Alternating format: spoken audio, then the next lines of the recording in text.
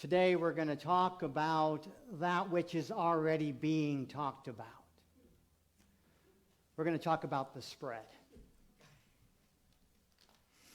You see, we have to be aware of the fact that even though we live in this spiritual world, there are human things going on, and we have a choice to make. We have a decision to make. We have a truth to know and a truth to tell. And I don't know about you, but when I'm confused as to where I am or confused about where I am going, I know that there is a roadmap and a guide within. And so I have to be just as eager to go within as I am to go to my neighbor or my brother or my sister and ask what's going on and have you heard the news? Because within me, the news has already occurred, the news has already been, and a solution is already in place. And the maker of ideas is giving me my own ideas as to what is mine to do to bring peace and light and love back into my awareness so that I can see them again in my world. You see, when we don't see peace, love, and light, it isn't that they're not there, it's that we've refused or we've lost touch and can no longer see it. It's as if we've closed our eyes to the truth, and all we have to do to open our eyes is to close the outer ones and open the inner ones. So this week I spent time in the silence and I said, where do we go? What do I do? What's truly going on, Spirit? Tell me what I need to know. Why the virus? Why the spread? Why here? Why now? And Spirit spoke. Spirit is speaking. When Spirit within you whispers, love one another, feed the hungry, heal the sick, wash your hands of hate, wash your hands of doubt, wash your hands of fear, you are being called to do greater things. When Spirit within you whispers and then you refuse to listen, and then you refuse to heed the call, and then you begin to distance yourself from the truth. When Spirit within you is being ignored, Spirit within must raise its voice. Oh, we are witnessing the screams of Spirit now. Look around you, but don't forget to look within you. The volume is being turned up. Spirit within is speaking. Love one another. Feed the hungry. Heal the sick. Wash your hands of hate. Wash your hands of separation. Wash your hands of duality. Wash your hands of doubt. Wash your hands of fear. Wash your hands of racism. Wash your hands of not enoughness. Wash your hands of those things that no longer serve you. And like a virus, spread love. And like a virus, spread light. And like a virus, spread hope. And like a virus, spread peace. They spread just as fast and they spread just as easy. As I sat in the silence and these words came to me, I decided to write them down and to share them with my world. So I invite you, if something resonates, take it within you. And if something doesn't, then go within and find your own making of sense of what's going on around you.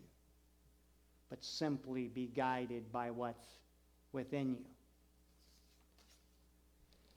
So, I've been watching just like the rest of you, and I see all the side effects of this virus, and I can't help but believe that we are being called greater, like the voice within me said. And I find that we are all diligently washing our hands, getting rid of anything that is not clear and clean and true. I couldn't help but go to the store because, I'm a masochist a bit. And we went to the grocery store, me and Bella, and we had nothing to buy. We just wanted to go and sit in the toilet paper aisle and watch people frantic. I kid you not. Bella and I we went to the store. We did not buy a single thing, but we stayed 45 minutes and just giggled as people walked in and were looking for all the things they needed. But the shelves were empty. And the products were sold out. And I couldn't help but sit there thinking, what shelves in me are being emptied right now? And where in this virus am I selling out my truth? You see, what they were selling out of is all the necessities, all the things that people thought they truly needed. And I'm here to tell you that in this virus, know that you cannot sell out of love. You cannot sell out of light. You cannot sell out of hope, and you cannot sell out of faith. And even when it feels like the shelves are empty, the truck is coming, and Spirit is coming, and it will be restocked. All you have to do is be ready to take the delivery. We got home, and Bella said, "Spring break starts tomorrow, Papa. I wonder if they're going to let us out a longer period of time. In Washington, they're getting out for a month." She said, "Schools are closing, Papa." And I thought, wow, maybe this virus is trying to tell us that it's time for us to close those old schools of thought and stand into new ways of being. Maybe the virus is resonating and saying, you know what? The way that you always thought it was, it's time to reinvestigate, because what used to work was for people who used to be, but today you are being called greater. You are being called deeper. You are being made wiser, and the old schools of thought must close down for you to step into a new sense of education. And then I continued to watch as they said, America and the world has had a change of plans. Everything is changing. Everything as we know it will not be the same, and I had to say that's not the truth. Because there's something within me that never changes. There's something within me that always knows the truth.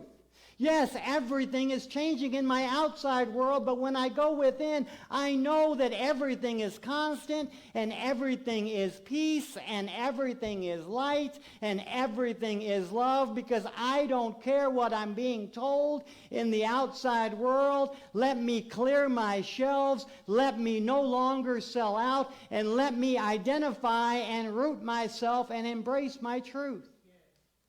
I am light, I am love, I am the Christ expressing. No one and nothing can harm me. If it's meant to be, it's meant to be. And all of you that are looking around saying, oh, this virus is bad. This virus is evil. I'm here to tell you that you are so dead wrong. Because if there's one presence and one power, then that virus is alive, and it is just intentionally here, just like you and just like me. Because in the beginning, it was all made by Spirit. It was all breathed into life. Each and everything. And I believe that God has put me here for a purpose, so the virus must be here for a purpose too. I'm not going to tell you I know what that purpose is, but I'm going to tell you that I know I can be at peace with it, because I am being guided and being pushed and being pulled by something greater than me. And I know that I should not fear. But I'm not going to lie to you, there are times when fear creeps in. We were in the grocery store and a lady walked by and coughed. And the minute she coughed, I found myself grabbing Bella's hand and turning her away from her and turning her into me, because what I know is that we have to also use our discernment. Even though we know the Christ is in us, the Christ is around us, and the Christ expresses at us, it still means that we are being given wisdom by that same Christ. We are still being given understanding by that same Christ. So we must pray and move our feet. We must pray and go to the doctor. We must pray and socially distance from time to time. But this social distancing has got out of hand. This social distancing has got out of hand, but I believe that it has been created for a reason too. Social distancing is offering us once again to connect heart to heart. Social distancing is now letting us see people who have been outside the circle and knowing no matter how far they distance themselves, it doesn't make them any less one with each and every one of us. I woke up this morning and a young lady had posted on Facebook, I don't care who you are, I don't care where you live, I don't care the color of your skin, I don't care who you love. If you need something, reach out to me. I'm willing to help because we need each other now more than ever. And I thought the virus did this.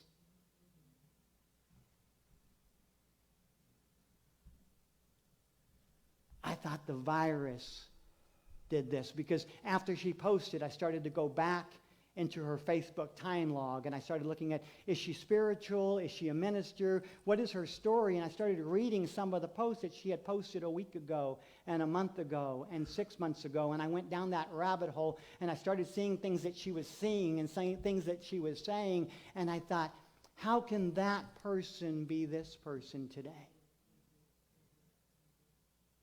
How can there be such a shift in her consciousness that she's decided that she wants to love one another when not only 4.5 weeks ago she was posting on her Facebook page, I wish the president would get coronavirus. I thought, how sick of a thought is that? But then I realized that we all have our moments of weakness. We all have our moments of rage. We all have our moments where things happen and things are said. And if we could go back and retrieve them, we would. But I'm here to tell you that you can't go back and retrieve it. So be very careful and very intentional in what you decide to say, what you decide to be, and how you decide to manifest yourself in this life, in this world, in this moment, at this time. Because I'm here to tell you that I don't think this virus in our external world is going away anytime soon. I'm here to tell you that it is alive and well. And I'm here to tell you that it too is being called to do something greater.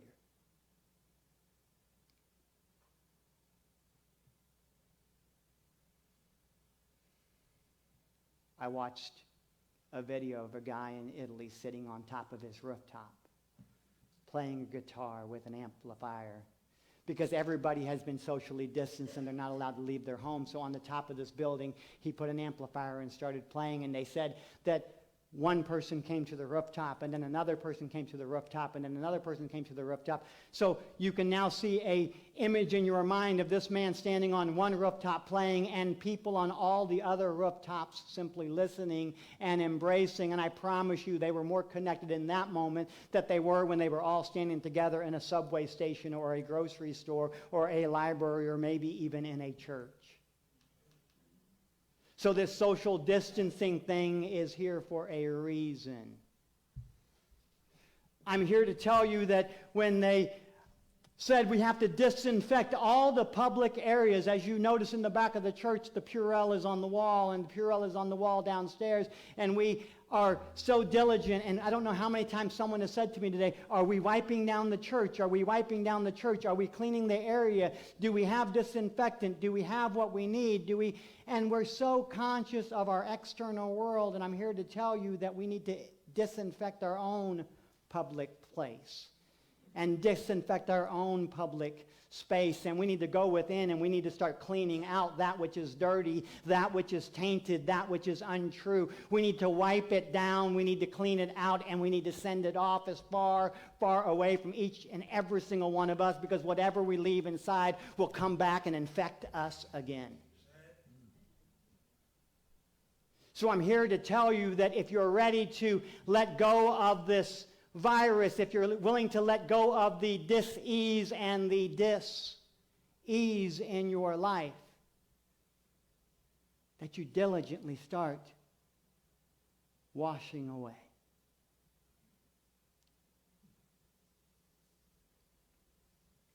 They say you're supposed to wash your hands for 20 or 30 seconds. That's 20 or 30 seconds you can wash the inside while you're washing the outside. What if every time we washed our hands, we made it an intention to wash away those things that no longer served us at the same time? What if we visually looked at our hands, and as we were washing away the germs and washing away the dirt and washing away the virus and washing away anything that's not good, we also went within and washed away the dirt and washed away the grime and washed away everything that was no longer good?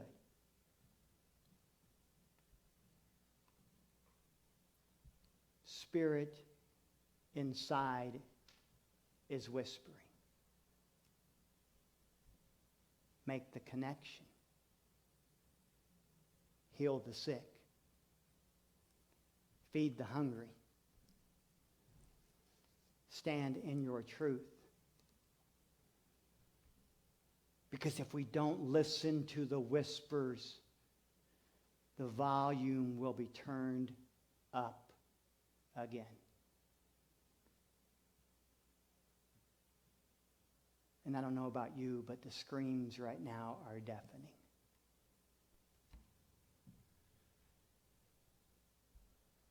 I'd like to go back to when things were quiet. I'd like to go back before the chaos. I'd like to go back before the confusion. I'd like to go within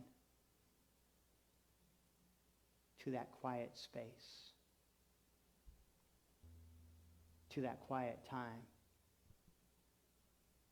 where no one and nothing is against me, where no weapon formed against me shall prosper, where I know that I am the I am, and I know it is well.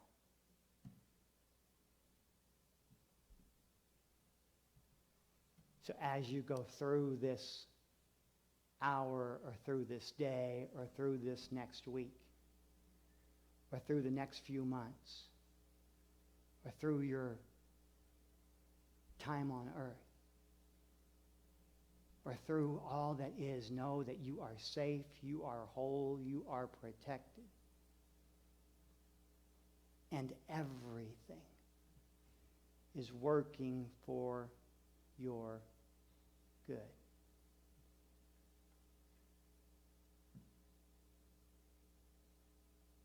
Sometimes we learn the lessons, but we're afraid to take the test. We're being tested right now. And you have all the answers.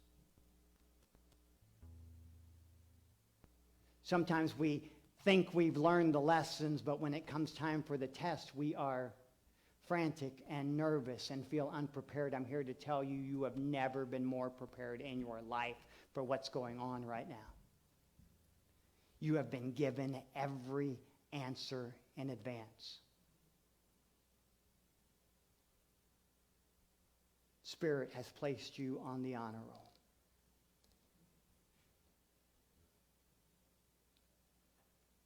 It's time to embrace it all. So yes, the virus will spread. Yes, the virus of love will spread if you choose to become contagious. Yes, the virus will spread. Yes, the virus of life will spread if you decide to stand in your truth. Yes, the virus will spread. Yes, the virus of hope will manifest itself and it will ripple out of you like a rock dropped into a pond. Yes, the virus will spread, the virus of faith. So as we move through this time, I invite you to have faith. Be infected by faith. And then become infectious to all those around you. Because these viruses spread just as easy and just as fast. God bless you. Namaste.